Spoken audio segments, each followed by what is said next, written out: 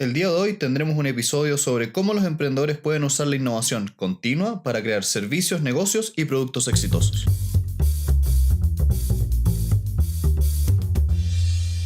Hola a todos, bienvenidos a Elemental, su club de aprendizaje semanal. Mi nombre es Pedro y estoy acá con Santiago. Hola, Y el libro de hoy es The Lean Startup de... Eric Rice. Y no tiene traducción ese nombre. Sí, así que pareciera ser que en español también se llama Lean Startup. Lo pueden encontrar en Wikipedia. Eric Rice es un emprendedor famoso porque tiene un blog muy popular que habla de emprendimiento. Él es además fundador de una empresa que se llama InView y es profesor de la Universidad de Harvard. Creo que se pronuncia InView. InView, no sé. Dale tú. Ya. El punto es, él se ha dedicado no solo a hacer emprendimientos, sino a entender cómo funcionan. Y este libro trata de sistematizar el proceso, tomando como ejemplo la metodología de Toyota, que es famosa por romper muchos esquemas de producción en línea y que fue lo que les dio a la empresa la ventaja para crecer después de la Segunda Guerra Mundial. La gracia es que lo que el autor hace es tomar este método de Toyota y aplicarlo no a una empresa grande, sino a los emprendimientos. Uh-huh. Y para eso habla de 5 grandes principios que vamos a desarrollar a lo largo de esta charla, de este podcast, que son: hay emprendedores en todos lados, hay emprendimiento, es administración, existe una cosa que se llama el aprendizaje validado, existe un ciclo que es construir, medir y aprender, que todos los emprendedores deben saber, y por último lo que él denomina la contabilidad de la innovación. Uh-huh. Y sin más preámbulo, vamos al libro. El libro abre hablando de cuál es la visión detrás de esta metodología, de dónde viene esta idea de que un startup va a crecer y va a funcionar de esta manera. Y nos cuenta un poco su historia personal viviendo el boom y la explosión de todas las .com. Que fue una crisis en los años 2000, 1999, 2000, 2001, donde había muchas empresas que se creía que por el hecho de ser .com y estar en internet iban a ser gigantescas, y resultó ser que había una burbuja. En esta parte igual me llama un poquitito la atención el uso de las palabras visión, misión, que en emprendimiento, en negocios se utilizan mucho. Sí. ¿Qué es la visión? ¿Qué es la misión? Y yo, por la verdad es que nunca lo he tenido tan claro cuál es cuál. Y este autor como que lo cambia y dice: para mí la visión es crear un negocio que vaya a cambiar el mundo, y la estrategia es cómo vamos a lograr eso. Exacto. Él lo simplifica bastante, en verdad. Es que no tiene que ser más complicado. De nuevo, leyendo muchos de estos libros de negocios, es como... A ver, creo que te están pagando por palabras porque la mayoría de esto es basura. Sí. Estas declaraciones de principios súper etéreas que en verdad no dicen nada. Exacto, masturbación mental. Qué fino, Pedro, qué fino. Bueno, son basura esas definiciones la mayoría de las veces. Sí. Igual, en ese sentido, la definición, por ejemplo, de emprendimiento o startup, como en inglés, que da el autor es bastante aterrizada. Dice: una startup es una empresa que quiere crear un producto o servicio dentro de un ambiente de extrema incertidumbre. Y esa última parte, extrema incertidumbre, me hace mucho sentido. Uno que ha estado en el proceso de crear diversos emprendimientos, incluyendo este podcast, se enfrenta mucho a ¿qué va a pasar? ¿Dónde estoy? ¿A dónde voy? ¿Cuál es realmente el mercado? ¿Cómo va a reaccionar la gente con esto? ¿Cómo no van a reaccionar la mayoría de las veces? Sí, uno tiene ideas de que no, si yo hago esto va a pasar esta otra cosa de inmediato, y uno lo hace y pasa otra cosa nada que ver. Sí, porque de hecho la otra vez en un grupo de WhatsApp un amigo preguntaba: ¿cuál es la diferencia entre startup y pyme? ¿Ya? Que acá en Chile pyme se refiere a las pequeñas y medianas empresas. Entonces, ¿cuál sería la diferencia entre una pequeña y mediana empresa y lo que podríamos pensar como una startup, que en realidad puede tener el mismo tamaño? Entonces, las definiciones son difíciles, son distintas, pero tal vez yo rayaría la línea entre la startup y la pyme en que la pyme tiene un poquitito más validado el modelo. Como que el startup todavía no sabe si va a poder o no vender. Claro, porque él incluso habla de que tú puedes tener startups y emprendedores dentro de una empresa más grande, Sí, que es un tema casi que de actitud y de forma de trabajar. sí. Nosotros tenemos un amigo que él empezó un emprendimiento dentro de un banco, en un área de innovación del banco, y al final del día es un emprendimiento que hace aplicaciones de celular, Claro, pero está dentro del área de innovación de un banco muy grande. claro. La cuestión es, se puede ser emprendedor en cualquier lugar. Cosa que yo creo que el autor repite harto, en la primera parte sobre todo y como en el capítulo de cierre. Sí. Como que al autor le gusta la idea de... Yo aquí sentí que estaba intentando vender un poco su consultoría, de que a él lo pueden contratar para hacer innovación en las empresas grandes. O le puede hacer la charla. Sí. Pero bueno, más allá de eso, el estar dentro de un como ambiente de extrema incertidumbre es algo muy propio de los emprendedores. Y por eso es muy importante lo que el autor denomina aprendizaje. ¿Qué es lo que el cliente realmente quiere o qué pasa si estamos haciendo cosas que nadie quiere? Sí. Y eso es como, creo que tiene un nombre, o puede que lo esté confundiendo con otro concepto, pero es cuando tú dices las dos ideas en conflicto de tú no sabes lo que el cliente no sabe lo que quiere, porque siempre hay una implicación de que, espera, si el cliente no sabe lo que quiere, tú sí sabes y tú se lo vas a ir a entregar.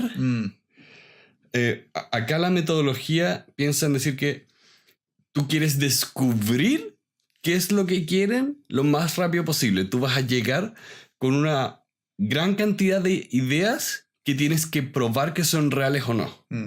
Hace mucho sentido porque los emprendimientos nacen con 2, 3, 4, 5 personas que tienen una gran idea, tienen un gran sueño y dicen, si yo construyo este producto, la gente lo va a consumir. Y en el construir ese producto pueden pasar muchos meses.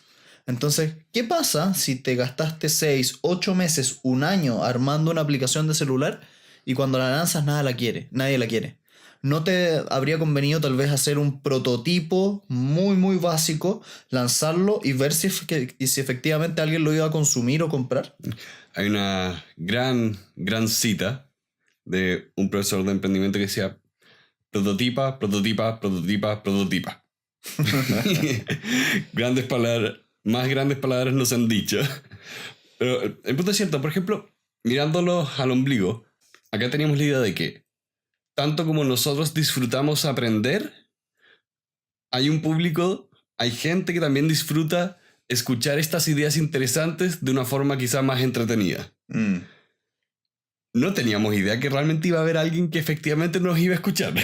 Es más, pasaron muchos meses sospechando que no existían todas las personas que hoy ustedes nos están escuchando. Exacto. Pero el punto acá es entonces, ustedes tienen que identificar cuáles son estas ideas que ustedes tienen que salir a probar. Y mientras más rápido y más corto sea ese ciclo, mejor. Yo siento que me sirvió estar en esta etapa de, por ejemplo, el podcast y leer al mismo tiempo el libro porque iba comparando mucho lo que el autor decía con nosotros. Y en esta parte yo tengo que admitir que creo que no hemos sido lo suficientemente sistemáticos. No sé si hemos estado midiendo o comprobando hipótesis, comillas, de valor. Sí. Creo que es más adelante que él habla de las métricas de ego. Sí, un poquitito más adelante, sí. Pero explícalo si quieres. Las métricas de ego se refiere a todos esos números que te dicen como, oh, mira todas las descargas que tiene mi aplicación, mira todas las views que tienen mis videos, pero que no reflejan realmente el éxito de tu emprendimiento, de tu startup. En esta serie de televisión de Silicon Valley hay una escena donde los tipos están felices de que, oh, tenemos 1 millón de descargas. Genial. ¿Cuántos usuarios vuelven? Ninguno. Y no ninguno. Y era como, oh, fallamos miserablemente. Sí. Eso pasa mucho. En nuestro caso no es tan parecido, pero cuando tú tienes un emprendimiento digital y tienes muchas descargas, da lo mismo hasta que esa misma persona que descargó la aplicación se convierte en un usuario de pago. Es muy distinto que un usuario se meta a la versión gratuita de 15 días y decida no pagar el servicio que uno que sí lo decide, porque al final del día ese segundo que te paga es el que mantiene viva la máquina. Sí, es un poco lo que hablamos antes con 1000 fans verdaderos. Yo, la aplicación que uso para escuchar podcast es Overcast, es gratis, pero yo pago esa aplicación, estoy suscrito como usuario premium, porque es mi aplicación favorita y quiero que siga existiendo. La cuestión es, ¿qué le gusta realmente a los consumidores? ¿Estoy aprendiendo lo que es relevante? Y demostrarlo empíricamente. ¿Estoy construyendo lo que en verdad tengo que estar construyendo? Porque hay una frase que decía, creo que también un poquito más adelante el autor decía, al usuario no le importa todo lo que te demoraste en hacer el producto. Le da lo mismo. Lo que a él le interesa es que tú le des valor. Claro. El gran caso acá es Minecraft. Minecraft partió con lo más básico de lo básico y ahora es no solo un videojuego, es toda casi que una institución. Es gigantesco Minecraft. O sea, desde que Microsoft lo compró por varios millones, a que ahora se usa en educación, tiene una versión educativa. Y cuando ves la historia de cómo se fue construyendo, te das cuenta que partió como un mundo vacío donde podías romper cuadraditos. Ya. Por eso es importante para los emprendedores experimentar. Y aquí quiero saltar al siguiente capítulo, digamos, que es crea un producto viable lo más como básico posible, el MVP que le dicen los gringos, e intenta probar dos cosas. Una hipótesis de valor y una hipótesis de crecimiento. ¿Qué quiere decir hipótesis de valor? ¿Qué valor le entrega tu producto o servicio al cliente? Pruébalo, muéstralo empíricamente, que vaya un cliente y diga estoy dispuesto a pagar por esto que considero valioso. Y dos, ¿cómo los nuevos clientes van adquiriendo el producto? Es decir, la hipótesis de crecimiento. ¿Cómo voy a crecer? ¿Cómo va a pasar de una u otra persona a este producto? Sí. Que yo siento que en ese no hemos caído nosotros, ¿no? Nosotros creo que hemos validado que entregamos valor, pero no hemos tenido también validado cómo vamos creciendo o cómo se pasa de persona a persona el podcast. Incluso en el último tiempo que siento que lo hemos hecho mejor usando programas como Buffer, que nos deja administrar todas las redes sociales al mismo tiempo. Aún así, no siento que yo haya descubierto la forma de cómo hacer crecer un podcast a través de redes sociales. Sí. Todavía nos falta la hipótesis de crecimiento. Sí. A lo más creo que hemos logrado tener presencia, que es importante, pero eso no se traduce necesariamente en suscriptores. No, a nosotros nos está pasando que las métricas agregadas, es decir, sumadas, van en varios miles de descargas, varios miles. Sí. El problema está en cuántos de esos varios miles son o entran a partir de los nuevos episodios que estamos entregándoles semana a semana o entran por los antiguos episodios. Exacto. ¿Cuánto valor real estamos generando? Ahí existe el... No me acuerdo si es teorema o el principio, creo que es el principio de Pareto. ¿Sí? De 20% del esfuerzo te da el 80% del resultado. Sí. Uno puede ser víctima de eso. Sí. Uno, especialmente cuando hablamos de las métricas para el ego, uno puede ser víctima de eso, de que hiciste algo bien una vez, estás viendo el resultado de eso y todo lo nuevo que estás haciendo en realidad no agrega valor. Sí. Es una pérdida de esfuerzo. Sí. Si lo miras como de manera fría. La cuestión es que nosotros tenemos que ser capaces de, y aquí los invitamos a ustedes a ayudarnos, nosotros felices de escuchar todas sus sugerencias, de ver cómo hacemos llegar nuestro podcast a más personas, cómo podemos compartir estas ideas, cómo hacer entretenido el aprender, todo ese tipo de cosas. Pero bueno, para eso llegamos a la parte 2 del libro, que es el famoso ciclo de construir, medir y aprender. El emprendedor tiene que construir un producto básico que pueda vender, tiene que medir los resultados de los cambios en específico que va haciendo y tiene que ver cuál es el aprendizaje relevante que trae de esta medición. Acá hay que recordar que el mínimo producto viable va a cambiar mucho de Dependiendo de qué quieren hacer.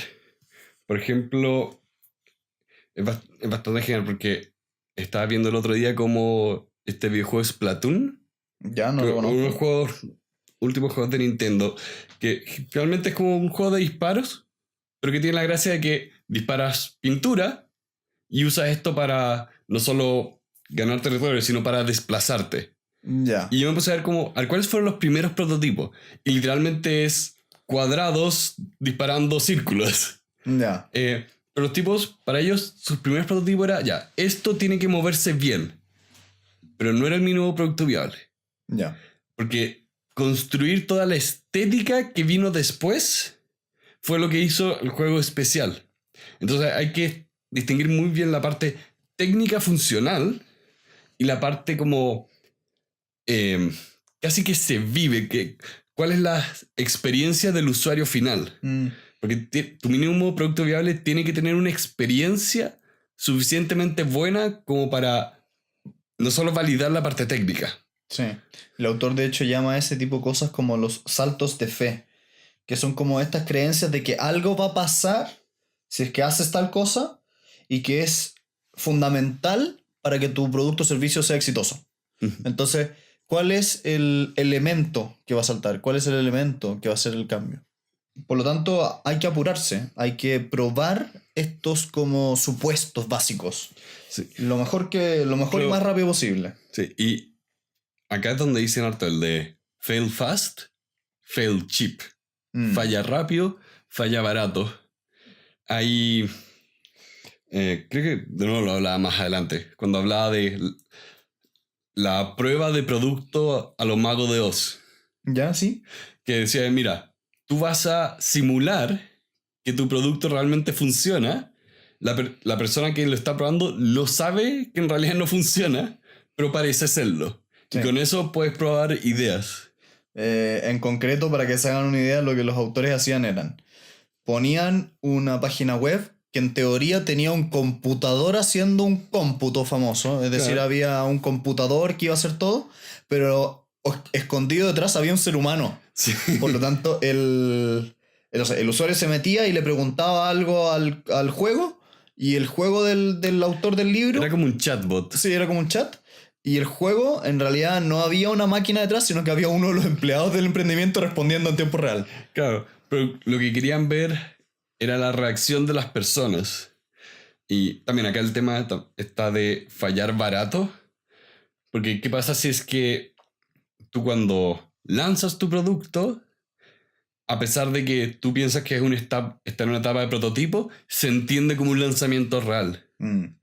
Ahí es donde te conviene, por ejemplo, entre comillas, usar otra marca, ir a lugares no muy frecuentados. O sea, imagínate la diferencia entre ir a probar un producto como, voy a decir, vender sándwiches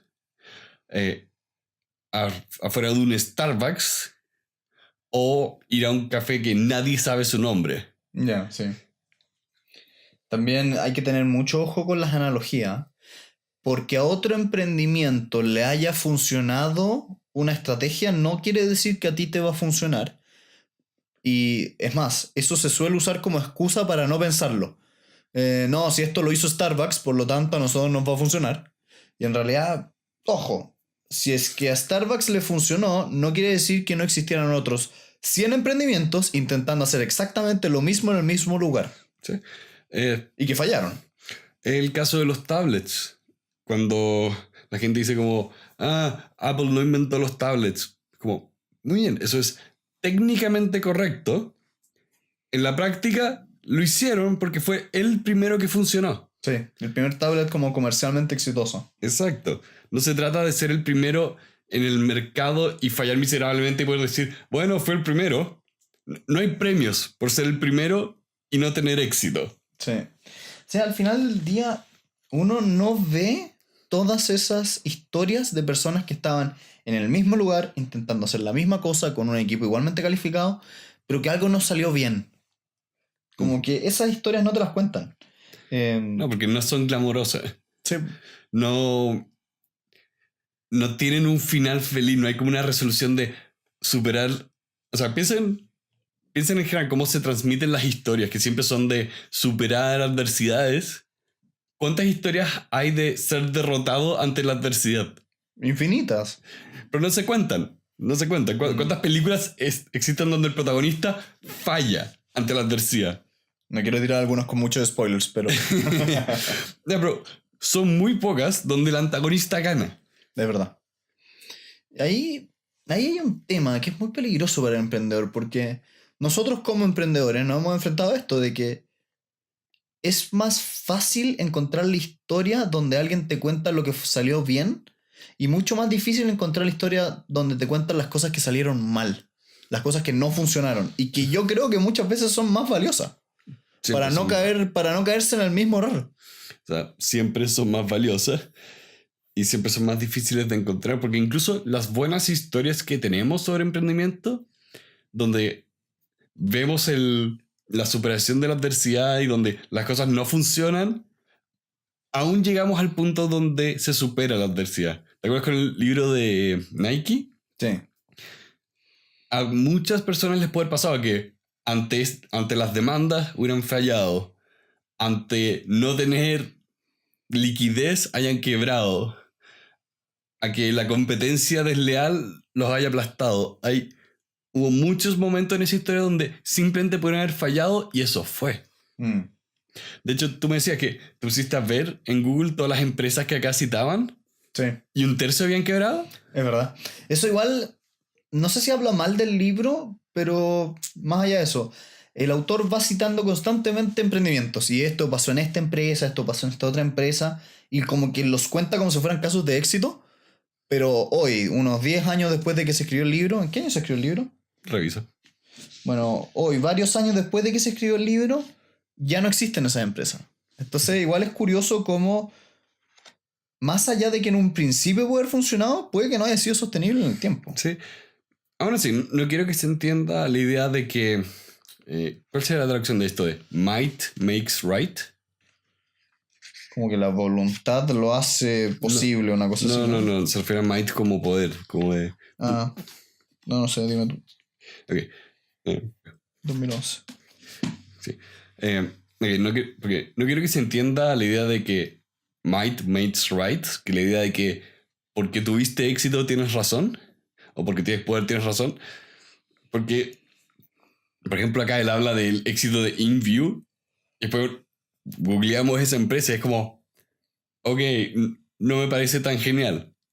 Pero igual ganaron varios millones de dólares que tiene mérito. Creo que es importante no sesgarse ante el glamour de decir que eres Facebook. Sí. O Dropbox o los top de lo top. Sí. No, el éxito no significa llegar a los 7 billones de dólares. Exacto. Con un millón incluso, ambos son exitosísimos. Éxito es tener una casa, salud, comida. Punto. Pero bueno, el emprendedor lo que tiene que hacer y su trabajo, más allá de cualquier cosa, es hacer lo justo para aprender. Uh-huh. Y si haces una pega más allá, un trabajo más allá de ese aprendizaje, estás perdiendo el tiempo, según el autor. Uh-huh. Y eso igual es complicado porque, por ejemplo, el autor dice, el principio de la calidad es que si no sabemos quién es el consumidor, no sabemos qué es calidad para él. Por lo tanto, ¿qué tenemos que hacer? Probar. Descubrir rápidamente quién es el consumidor, probar. Pero, ¿cómo defines qué es aprender o hasta qué punto es válido aprender? Como que esa parte no me quedó tan clara en el libro. Es que creo que no es clara porque simplemente no puede serlo, pensando que cada emprendimiento es distinto, que sirve a una persona distinta. Por ejemplo, ¿cuál es la calidad para alguien que prefiere ir al McDonald's en comparación a que prefiere ir a una hamburguesería como Premium? O incluso una hamburguesería premium puede no necesariamente ser demasiado cara o que el restaurante en sí sea elegante, sino que puede ser simplemente muy buena hamburguesa que te la pasan muy rápido. El otro día fui acá a Street Burger. Es buena. Y era bien rica. Creo que era muy chica. Pero es cara. Es Era súper cara. Pero piensa ahí, ya está en un barrio caro, pero en sí no es como un restaurante caro. No, es comida literalmente rápida. está en la calle. En la calle. En la care. La calle.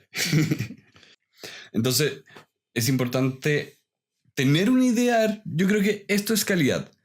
¿Puedo probarlo? Si no lo puedes probar, es probable que sea una mejor idea cambiar esa preconcepción. Decir, nuestro concepto de calidad tiene que ser medible. Tienen que ser estas cosas que se tienen que cumplir. Sí. Y el medir es muy importante porque tienes que establecer cuál es como la base que vas a medir, tienes que ir ajustando los engranajes en cierto sentido y hacer lo que el autor denomina pivotear o perseverar, que va a ser una cosa que vamos a revisar un poquitito más adelante en este episodio, pero básicamente es, ¿cuándo tomas la decisión de seguir por el mismo camino o cuándo tomas la decisión de cambiar radicalmente la estrategia?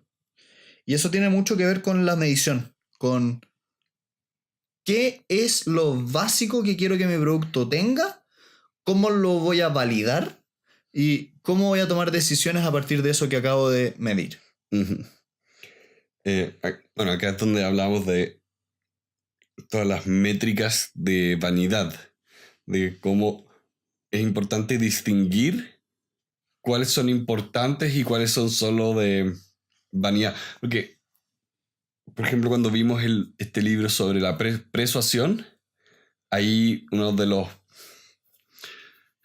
las ideas es la prueba social. Cuando ves que hay gente, por lo general, tiendes a pensar que es algo bueno.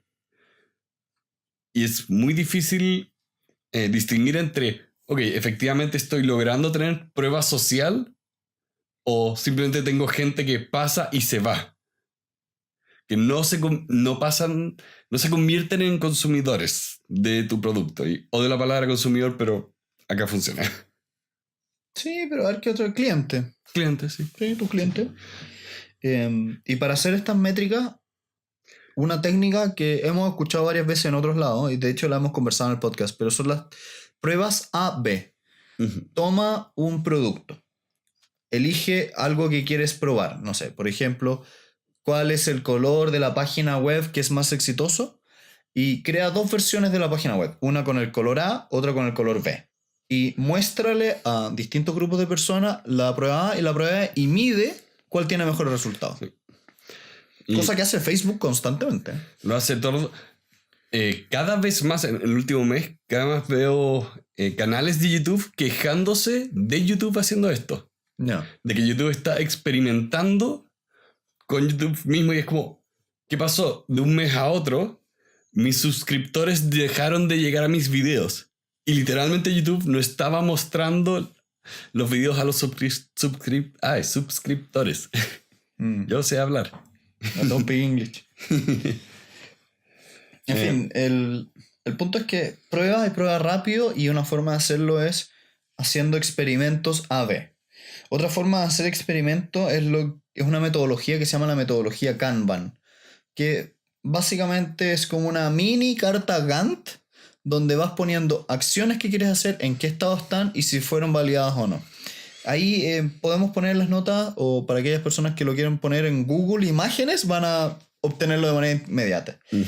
Y una recomendación que no está en el libro, pero que va de la mano a ese concepto, es una aplicación que se llama Trello. Trello es una aplicación que nace de esta filosofía Kanban y que se puede utilizar súper bien para emprendimiento, grupos pequeños, pero lo hemos usado en algunos proyectos, funciona bien, es fácil. De hecho, ahora lo usamos para el podcast. Y para que se hagan una idea visualmente de cómo es, trata de tomar el principio de escribir notitas y pegarlas en la pared y hacerlo digital, que lo hace más cómodo y consume menos papel. Sí, y salvamos los arbolitos. ¡Yay! ¿Salvamos? Sí, papel, arbolitos.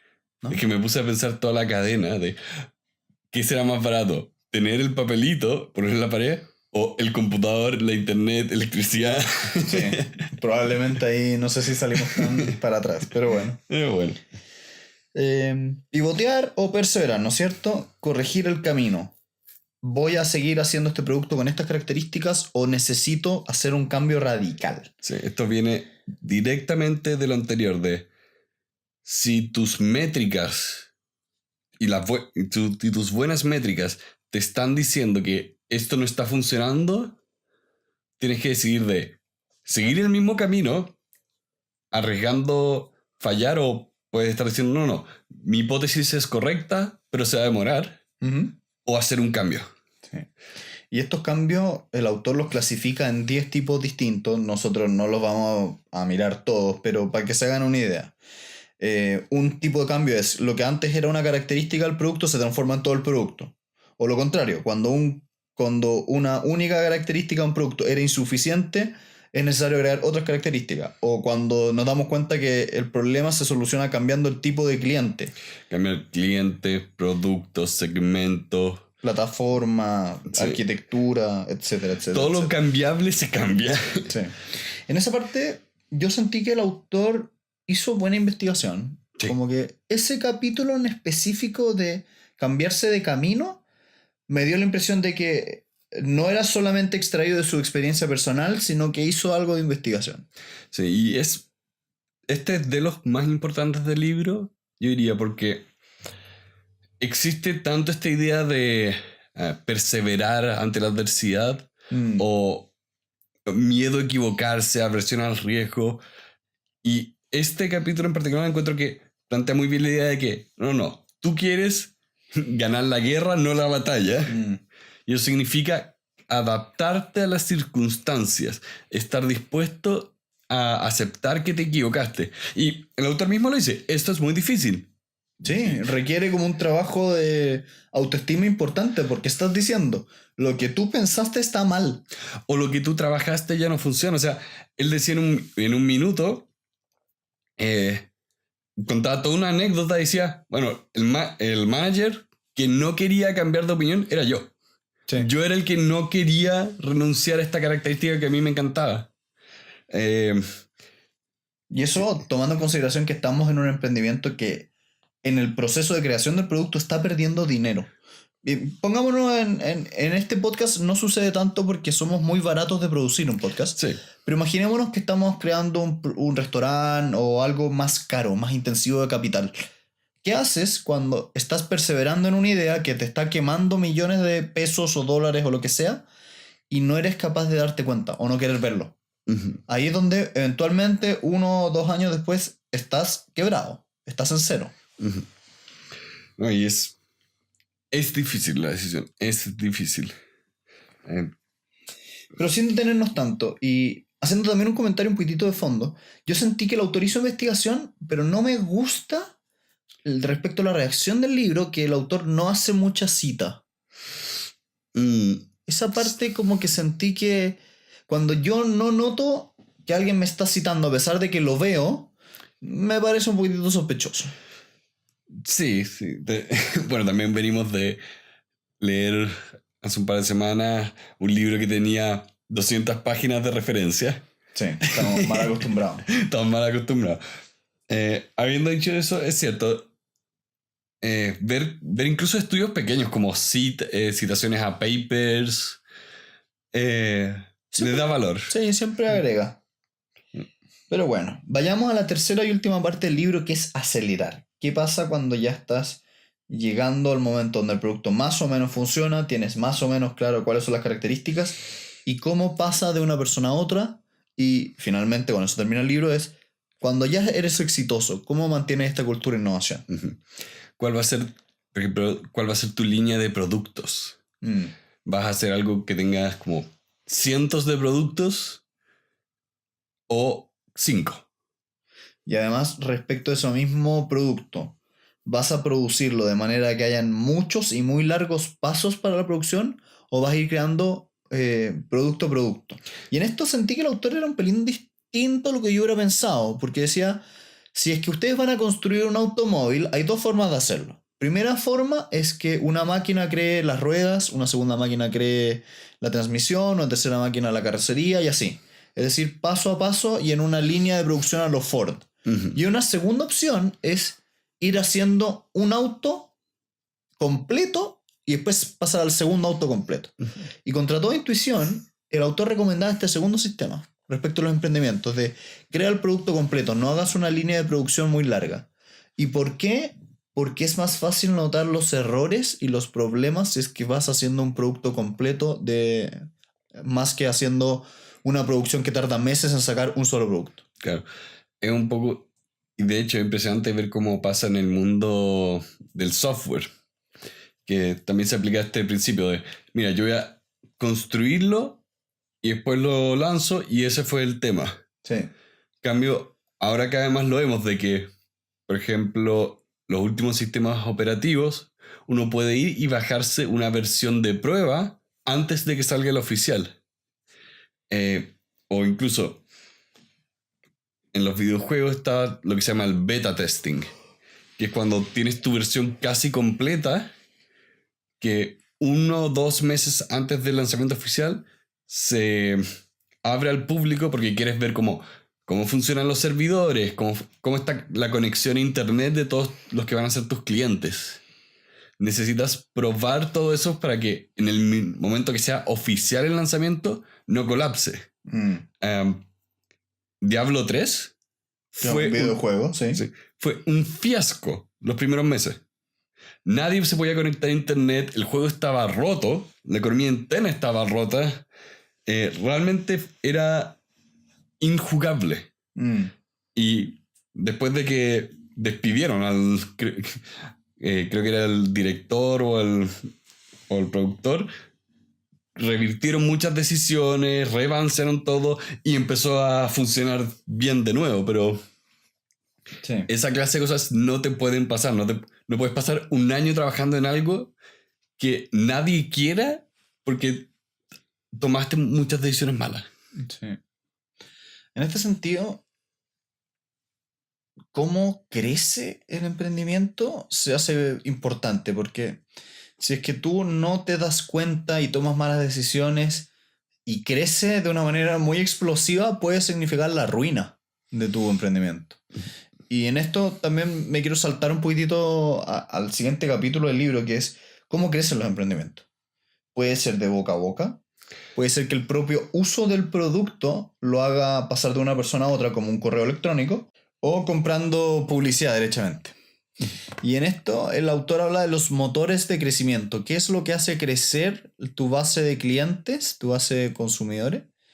Y ¿cuál te conviene? Porque al final del día no puedes hacer todo al mismo tiempo. Necesitas focalizar tu estrategia en una de esas formas. Entonces, siempre dicen que el boca a boca es el más fuerte, pero no estoy tan seguro que sea así, por ejemplo, en productos de carácter digital, donde muchas veces para que la aplicación funcione requiere a otras personas, termina haciendo que tenga como un motor de crecimiento interno. Así, por ejemplo, si usas Gmail y te llega un Gmail, ya esa sola recepción del correo hace que el producto se visibilice, que den ganas de conocerlo. Bueno, acá da el ejemplo de, creo que Hotmail fue el que lo hizo primero, de cuando enviabas un correo, salía abajo como enviado a través de Hotmail. Sí. Y piensen cómo eso existe hasta ahora. Que incluso los celulares, cuando lo envías, te dice enviado desde un iPhone, enviado desde un Android. Sí. Hay que tener cuidado con esas cosas porque si es que tú tienes ese potencial y no lo ves, puede significar no haber visto la oportunidad del $1.000.000. Pero bueno. ¿Daba algún ejemplo de una empresa que haya colapsado por crecer muy rápido? Lo dice un poquitito más adelante. Dice en el capítulo del adaptarse, dice: hay veces donde los emprendimientos crecen y de manera explosiva y no son capaces técnicamente de soportar ese crecimiento. A mí me recuerda mucho la historia de Instagram. Instagram, antes de llamarse Instagram, era otra aplicación que se llamaba Bourbon. Y tuvo un problema muy divertido porque ellos lanzaron la aplicación antes de que se volviera Instagram en la mitad de la noche, tomando en consideración de que era probable de que si ellos lo hacían a esa hora, nadie se iba a registrar y iban a ser capaces de Ir de a poco. Ir de a poco atajando los problemas técnicos. Lo que ellos no se dieron cuenta ni pensaron era que si ellos lanzaban a la mitad de la noche en Estados Unidos, eso era la mitad del día en Asia o en la madrugada en Europa. Entonces, ellos contaban de que empezaron a ver cómo se registraban puros como correo electrónico en otros idiomas y de manera masiva. Y no supieron qué hacer y colapsó la página y todo. Y contaban, que también era muy divertido, que en esa época el internet no era lo que era hoy. Por lo tanto, como que los usuarios empezaron a pensar de que el problema era de su conexión a internet y no de la página. Ya. Entonces, no, sí es culpa de esto otro. Lo encontré notable. Está notable. Está notable. No está en este libro eso, pero es muy divertido. En fin, hay que adaptarse y cuando ya tienes más o menos probado este producto mínimo viable, es importante decir, ¿cuánta es la calidad mínima que yo quiero entregarle a este producto que ya está probado? Porque muchas veces por tirar algo más rápido, entregar un producto más rápido y sacrificar calidad va a terminar costándote más tiempo en el futuro. Entonces, cuando ya validaron su hipótesis de valor, su hipótesis de crecimiento, ¿cuánta calidad quieren dar? Sí, porque también a nadie le gusta ver que la calidad baje. Es bastante obvio, pero no por eso no hay que repetirlo. Sí. Y cuando ya creces, mantente innovador, que también es el capítulo de cierre del libro, como ya, sabemos qué vamos a hacer, sabemos cuál es la calidad, ¿qué? ¿Vamos a dejarlo aquí? ¿No vamos a hacer nuevos productos? Sí, no, ¿cómo? Incluso acá cuando empieza a hablar del cierre y la mentalidad de innovación y cómo eso va de la mano de toda esta idea de construye, mide, refina. Él decía, mira, todo esto no es nuevo, toda la idea de tratar las líneas de producción como algo científico, como algo donde tienes el manager que va a ver que todo funcione. Esa idea no es nueva, pero por alguna razón la historia no lo recordó bien. A la persona que inventó todo esto, o fue la primera en citar todo esto, se le cita mal de que lo importante era el sistema, porque la cita completa decía que lo más importante eran las personas dentro del sistema. Taylor se llama esa persona. Sí, y acá Tato decía, mira, no te puedes olvidar de que son personas dentro de un sistema. Entonces tienes que ver cómo es que van a funcionar. Sí, al final del día un emprendimiento es una institución social. Sí. Eso es. O sea, todos son organizaciones humanas. Sí. Y el elemento humano no es sacable. Sí. Mira, ahora en la semana en que estamos grabando esto salió el Red Dead Redemption 2. ¿Qué ese es un juego? El de Rockstar. Ya, bueno, los que hacen el GTA. Ya, ok. Y ahí decían que los últimos meses la gente estaba trabajando en algunas partes casi 100 horas a la semana. Ya. Y eso no es bueno. Van a morir. Van a morir. Eso habla de un problema en la forma en que se trabaja. Un problema donde tienes que compensar con esa cantidad de horas que lo hemos visto en otras partes. No funciona. Poner horas infinitas a un problema tiene rendimientos muy decrecientes. O incluso la persona puede estar tan cansada que comete más errores y en realidad, en vez de progresar en algo, vas hacia atrás. Sí. Entonces, es importante tener todas estas cosas en consideración de, bien, apliquemos esta metodología científica, calculadora, objetiva, pero no olvidemos que estamos trabajando con gente que es subjetiva en naturaleza. En ese sentido, creo que siempre es importante recordar que detrás de todo número hay un ser humano. Si es que tú ves una descarga, ves una compra, no es un número, es un ser humano que actuó de una manera.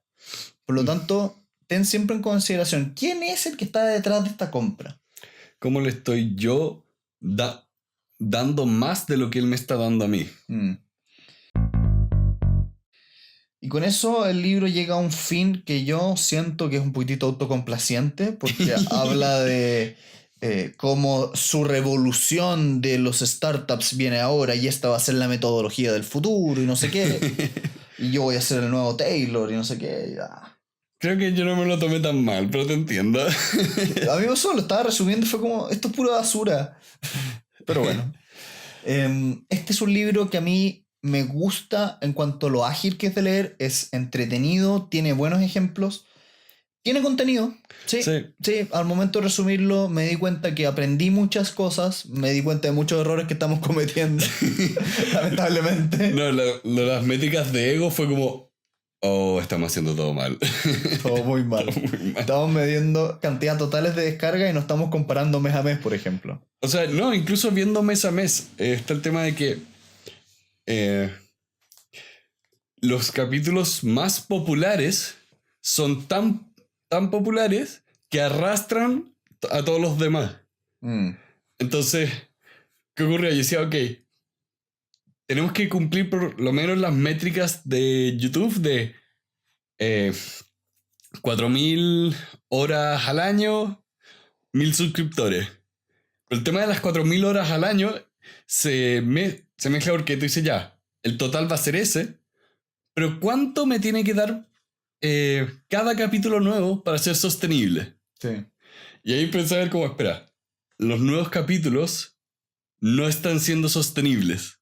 Todos están siendo arrastrados. Por nuestros grandes éxitos de algunos capítulos por ahí. Claro. Y es como, oh. Demonios. Tan cerca pero tan lejos. The Money Game, que, creo que tiene 30 reproducciones. En YouTube, las descargas de podcast siempre son más estables, pero YouTube es como, oh, acá no funciona.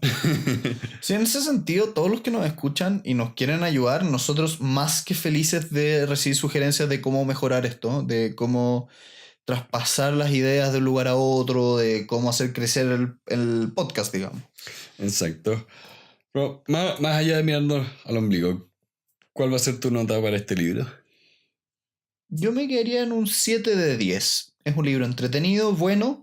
En algunas partes se cae, en algunas partes está un poquitito desactualizado. Siento que le falta un poquitito más de rigor académico. A veces demasiado, desde mi guata, desde mi experiencia, que suele ser un poquitito sospechoso, como dicen.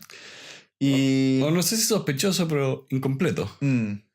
Y siento que es un libro regalable. Es un libro que puedes dar de cumpleaños, puedes entregar, funciona bien. Sí. ¿Tú? Creo que un 7 también está bien.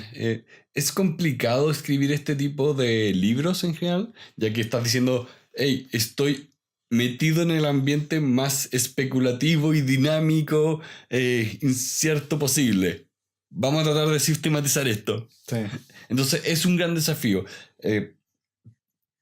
Dado eso, yo diría que no creo que sea posible escribir el libro definitivo del emprendimiento, pero es bueno saber cuáles libros son por lo menos buenos, y para mí este es un libro bueno. Sí. La parte que más me gustó a mí fue la de pivotear y la de las métricas. Son las que más me llegaron personalmente. Sí. ¿A ti? Comparto el sentimiento. Por ejemplo, acá nosotros antes nos preocupábamos de ya entre 45 y 50 minutos, no más. Sí. Después fue como, no, espera, esto no importa tanto. No tiene ninguna lógica y lo probamos y efectivamente. Exacto, el capítulo se hacía mejor cuando estábamos relajados y no nos preocupábamos del tiempo, porque tampoco fue que se dispararon los tiempos de grabación. Sí.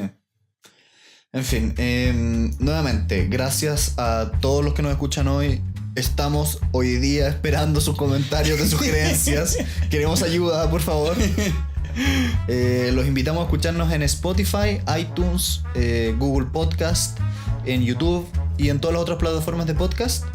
Y nuevamente gracias a todos nuestros patrocinadores, a todos nuestros Patreons que les llamamos, que nos están acompañando el día de hoy. Y con todo eso les deseamos una muy buena semana y que estén muy bien.